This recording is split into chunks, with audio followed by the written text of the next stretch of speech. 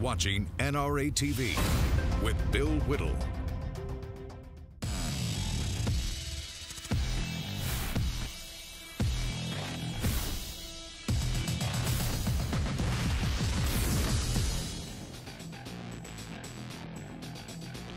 Hi, everybody. Welcome to the Hot Mike Show from Los Angeles, California. I'm Bill Whittle, sitting in for Hot Mike, who unfortunately is in the hospital again.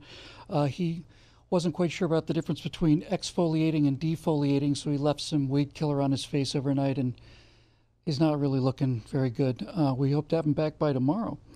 Question for today is, can Hollywood be returned to conservative values, or at the very least to the values that we call conservative today? You know, things like patriotism and love of country and all the rest. So before we get into this issue about some of the things that can happen, let's take a little look back at what's changed in Hollywood, especially during the last 30 or 40 years or so. One of the premises of this show is that so much of politics comes to us through the pop culture, and by pop culture we mean movies, music, television, and so on. And so much of what we get from the pop culture is so subtle that we don't know we're getting a message at all. That's why it's so effective. The left has owned the pop culture for 40 years now, but before the left did, the conservatives, people like us, patriots, America lovers, own the pop culture. And so when I say political messages come to us in a way that we don't even get it, let's talk about one of the most political movies that I think I've ever seen. And I owe this analysis to my friend Lionel Chetwin, by the way. Let's talk about an incredibly political movie called It's a Wonderful Life. You all remember It's a Wonderful Life, don't you? There it is. The Jimmy Stewart Christmas movie. And surely you look at this and you say, how could you possibly say, Bill, that It's a Wonderful Life is a political movie? Well, it is a political movie, and I'll tell you why. It's a political movie because of what it says about America. And what It's a Wonderful Life says about America is this. It's a Wonderful Life says that America is a fundamentally good place. It's Bedford Falls, and it's filled with good people who do the right thing. The protagonist, Jimmy Stewart's character, decides to kill himself, and he removes himself from society. And it's kind of like a Christmas Carol. You see what the world would be like if it weren't for Jimmy Stewart. And when Jimmy Stewart's character is removed from Bedford Falls, all of the things that he had done as a good person are also removed from the movie and from Bedford Falls. And Bedford Falls becomes Potterville. It becomes a greedy, nasty place where the streets are dirty and violent and everybody's depressed and horrible. But this is the point, folks. That's not the natural state of America. The natural state of America is to be Bedford Falls. And when Jimmy Stewart returns to Bedford Falls, returns to Potterville, I should say, when the virtuous man is put back into the world becomes a virtuous place again, and Jimmy Stewart is he's the richest man in the world. It's a wonderful life. It is an allegory about America, the kind of country it is, and the country it is a result of the people that live in it. By the way, speaking of the difference between Hollywood then and now, some of you know this. Jimmy Stewart, the actor in It's a Wonderful Life, failed to get into the U.S. Army Air Corps. He wanted to get in, but he was underweight. He was about 7 pounds underweight. He was too skinny. So he went to one of the trainers. He was a movie star by this point. Let's be really clear about this. So he went to a Hollywood trainer who helped him bulk up a little bit, put on enough pounds to get him into the Army Air Corps. He was the first celebrity, Hollywood celebrity during World War II to wear a uniform. But there's more to it than that. He didn't just, and I'm not trying to demean anybody else, but Jimmy Stewart wasn't just a figurehead doing bond drives. Jimmy Stewart wanted to be in the action. He wanted to be in. He's a pilot. He was a pilot before he joined the military. So Jimmy Stewart is one of the very few people to go from a private to a colonel in 4 years. And Jimmy Stewart doesn't become just some guy working in a desk someplace in there.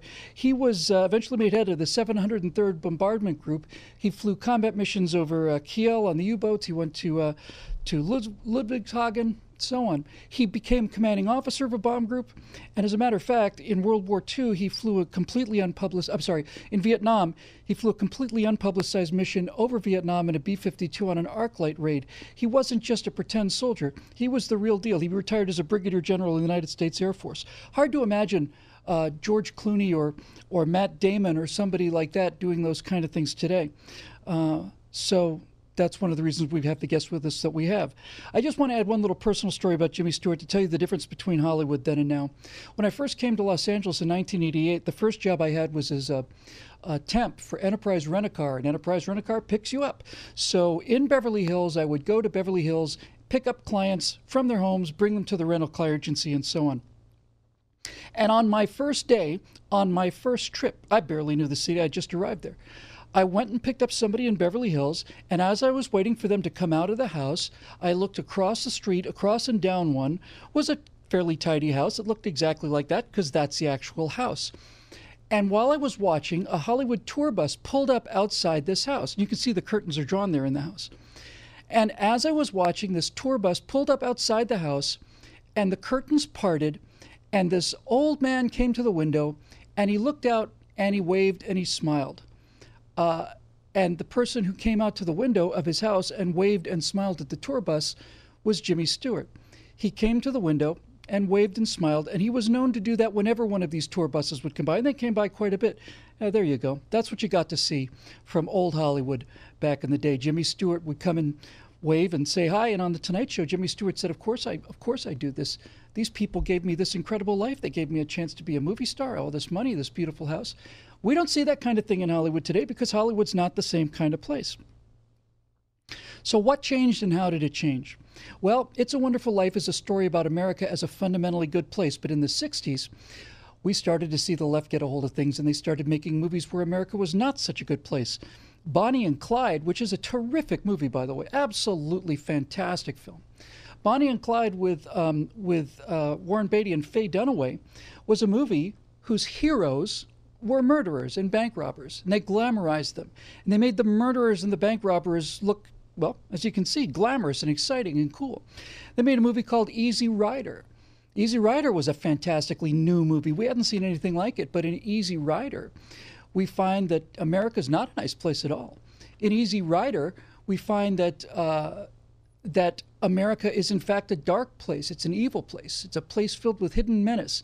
And only the people who can escape from the culture are the ones who become the heroes. They're anti-heroes. That's basically what happened. We saw, if you really want to know what happened to Hollywood, you can't do better than compare two movies, the original and the remake. In 1962, Hollywood made a movie called The Manchurian Candidate. It starred Frank Sinatra as an army investigator who was tracking down a prisoner of war who had been brainwashed by the Red Chinese to kill the president. That's why he was called the Manchurian Candidate. He was brainwashed by the Red Chinese. In 2004, they remade the exact same movie. This time it was with Denzel Washington in the role of that Frank Sinatra had played. Same exact story. A soldier has been programmed, brainwashed to kill the president, but this time the people doing the brainwashing are not the Red Chinese.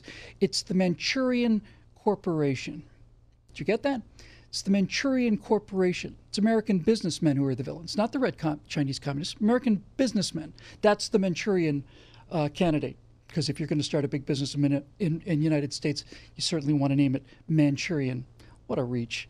But that's how they have to prove their point. They changed the villains. We used to be the heroes. Now we're the villains. They used to be the villains. Now they're the heroes. And during the Iraq War, we saw all kinds of anti-American movies made. We saw Redacted, In the Valley of Elah. We saw Lions for Lambs, all of that. Redacted made, no exaggeration, Redacted made $22,000 total domestic release across the entire United States. All of it. That's their total box office. Directed by Brian De Palma, horrible anti-war, horribly unfair movie. And then a couple years ago, Clint Eastwood comes out and makes American Sniper, and that movie makes $108 million on its first weekend. It's a runaway hit, and that movie portrayed Americans in a good light for a change. So, can Hollywood be returned to conservative values? No, it cannot. But the good news is it doesn't have to, because Hollywood, as we know it, is going extinct. It may already be dead on its feet. So let's bring in our guests today, who are two really interesting guys, Mike Lemon and Richard Rosenthal.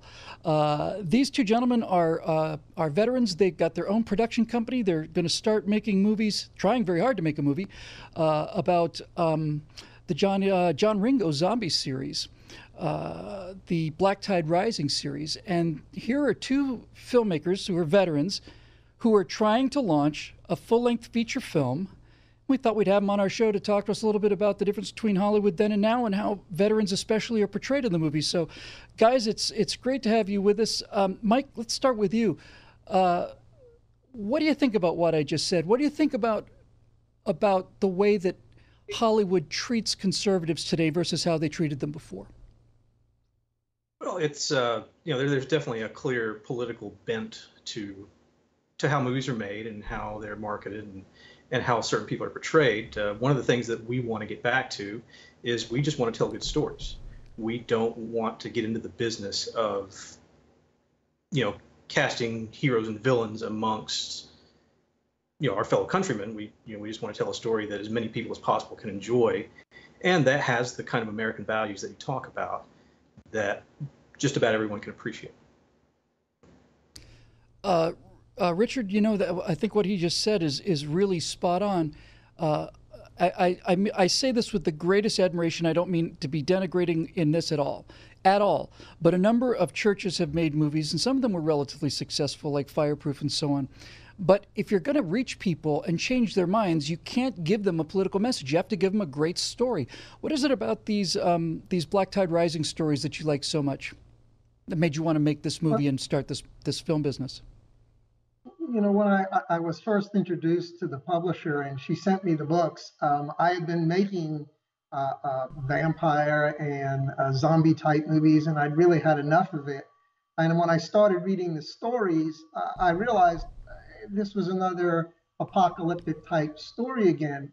What really caught me as I continued to read was the characters and how John Ringo had built this family of people who were still intact after this worldwide pandemic takes place. And he poses it not only in the mother and father's characters, but he also does the same thing with the two teenage girls who are very strong personalities. I happen to have a teenage daughter. And what I liked about the story was it was a coming of age story. It showed two strong, in this case, women having to rise to the top during a set of circumstances that were less than desirable. And they do just that. And they learn to step out and they learn to step up, which was most important. So that it was the characters that drew me into what was going on. I see. Guys, I saw something recently online, and it was a reference to The Walking Dead. Now, in the Ringo stories, the zombies are brought about by a mutation of a plague. It's some sort of a biological weapon, as I understand. But certainly, zombies and zombie movies are big hits, and they've been big hits for a long time. The Walking Dead, as you can see here, is one of the runaway hits of all time, and it's just a cultural phenomenon, The Walking Dead. But here's what I think is interesting for both of you guys. Mike, let me ask you about this. I saw somebody was talking about The Walking Dead once, and if I could remember who said it, I certainly would credit him for it, but it wasn't me. But basically what they said about The Walking Dead was The Walking Dead is so popular because in a civilization without any adventure, the only adventure is to destroy the civilization. And that all of this progressive, happy, socialist, left-wing world where everything basically works and the power happens magically and the country's magically defended and all of this stuff just sort of happens underground and nobody gets to see it. This person said that there is a fundamental longing among everybody, especially among young men, to see what they are made out of. And that's why The Walking Dead is so popular with so many people. It gives you a chance to think about if the world turned upside down like that and it was me and a gun and 5 other people, could we stay alive, yes or no? What do you think about that as a vet and as a filmmaker? Well, I think there's a lot of truth to that. I think, in a society where we're generally pretty comfortable, we've got all those things you talk about. We've got power and water, and we don't really have to worry about where our next meal is coming from in a lot of cases. We do sort of gravitate towards things that make us think about, okay, what if we didn't have the society that we have right now? And what if there was this big threat out there that we had to physically defend ourselves from and just be on the watch for every day?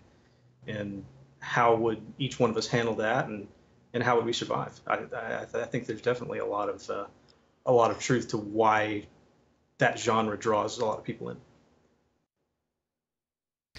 Richard, I like to say, I think there's really a good case to be made for this, that essentially all storytelling is essentially conservative. And it's essentially conservative because all good stories are about individuals. Even if you do a movie about a football team, you don't cover the whole team. Even if you're doing a movie about a football team in high school, let's say, like Friday Night Lights or something, you concentrate on 2 or 3 people. But the reason I say that storytelling is conservative is because when James Bond goes to confront the bad guys, he doesn't go armed with a sternly worded letter from the United Nations and then drive off in a Prius at a reasonable speed, right? I mean, everything about movie making is the kind of things that we value here as conservatives. It's about individuals with guns and heroism against incredible odds with fast cars, beautiful women, and no matter how Hollywood tries, their philosophy, their political philosophy, gets lost in films like American Sniper, which is made by some of the most progressive anti-military people in the world, but told the story about a soldier, and that story outweighed their political biases. And it's true, and you see this coming out of Hollywood on a pretty regular basis. The thing about the Black Tide Rising stories that we like is the idea that this family moves forward where the slate for society has been wiped clean and everybody is starting over. And it is this family that becomes the foundation, if you will, of what society winds up being. And it's a very well-rooted and well-founded type of family. You know, the children respect the parents respect the children. Everybody understands their place. They understand what they have to contribute to the situation they're in. And that's the thing that really is attractive in this storytelling. And that's what Ringo does. And as he moves forward through the story and progresses, he keeps this picking up speed as they start to pick up stragglers and they start meeting people who are also survivors like themselves, but those survivors are adrift and they need some focus. They need something to help them have a reason for living. And the family winds up being the middle of this catalyst as things do move forward. I think I would say virtually everybody watching this show today has at some point or another during the last 8 years or longer felt that things are really slipping out there, that things are starting to come apart. And I know many of our viewers have wondered how they and their families can preserve themselves and preserve this idea of America. And it sounds like a fascinating idea, and it certainly sounds like there's an audience out there for it. We'll be back in a couple of minutes. When we come back on the other side of the break, we're going to be talking about not so much what gets made or how, in this particular case, but how things get made, because Hollywood as it exists today is essentially, it's The Walking Dead. It's an animated corpse. The world is changing very quickly because of the internet. We'll cover how movies are getting made now and in the future when we come back in just a couple minutes. This is the Hot Mic Show right here on NRATV.